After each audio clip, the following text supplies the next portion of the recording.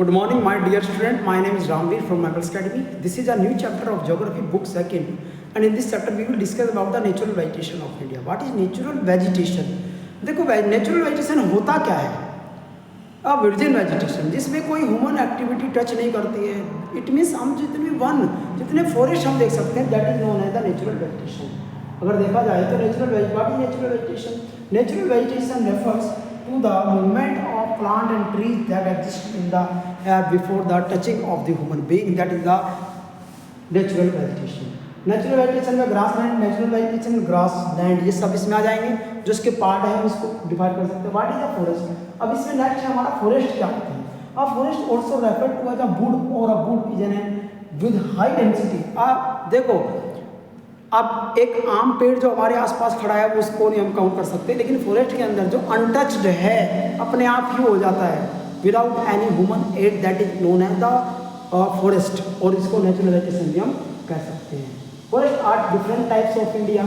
Tropical deciduous forest, tropical evergreen forest, temperate deciduous forest, temperate evergreen forest. ये भारत में different type के forest भी पाए जाते हैं.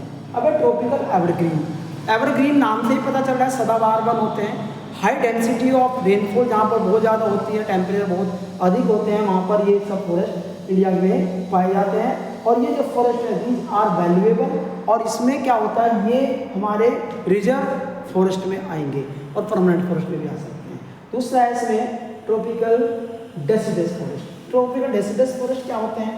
इंडिया में नॉर्थर्न ऑस्ट्रेलिया ये पूरा उसमें दिया गया है. आप लोगों को मैं बता दूं इंडियन कुछ पार्ट में, अगर इंडिया के कुछ भाग में हम देखा जाए तो इंडिया में सबसे ज़्यादा बड़े स्तर पे जो फॉरेस्ट पाए जाते हैं वो ट्रॉपिकल डेसिडियस फॉरेस्ट ही है. ये दो तरह के होते हैं, एक मॉइस्ट होता है, एक ड्राई रीजन में होता है.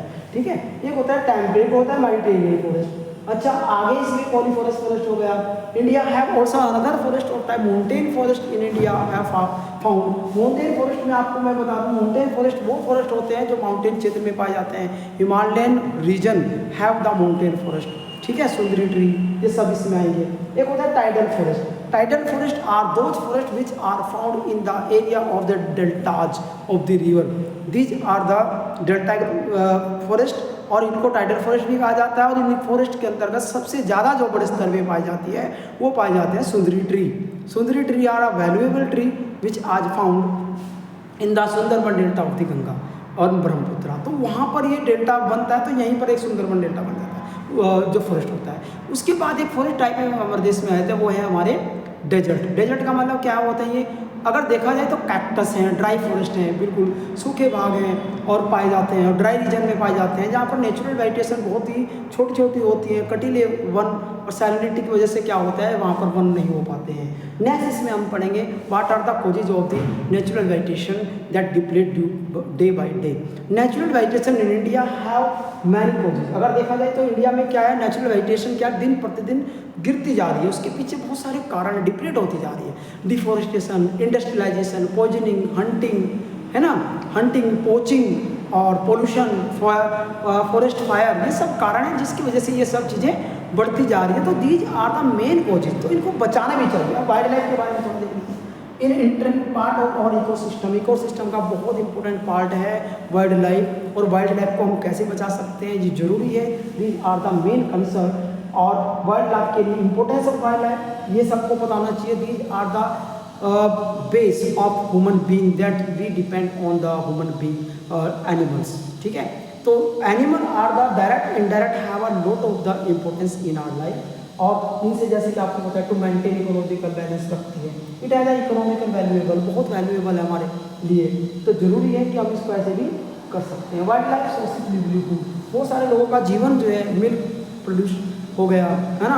और बहुत सारी चीज़ें ऐसे होती हैं जो चीज़ें हमें केवल वाइल्ड लाइफ से प्राप्त होती हैं, जिससे बहुत सारे लोगों का जो पेस्टल ह्यूमैनिटी है और जो ट्राइबल लोग हैं उनको देखा जाए तो total depend on the forest and wild life. ठीक है, तो ये सब है वाइल्ड लाइफ. आगे इसमें थोड़ा दिया है.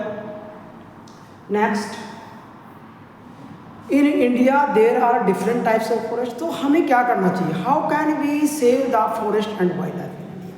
We should implemented some forest act, जैसे 1972 फॉरेस्ट एक्ट हो गया, वाइल्ड लाइफ प्रोटेक्शन एक्ट 1980 हो गया, 86 हो गया. ठीक है, और प्रोजेक्ट टाइगर हो गया. Government should implemented the national and wild life sanctuary. National और park implemented in many part. Indian government set up कर रही है, बन भी गई है इंडिया में, ताकि इन लोगों को, इन चीज़ों को बचाया जा सके।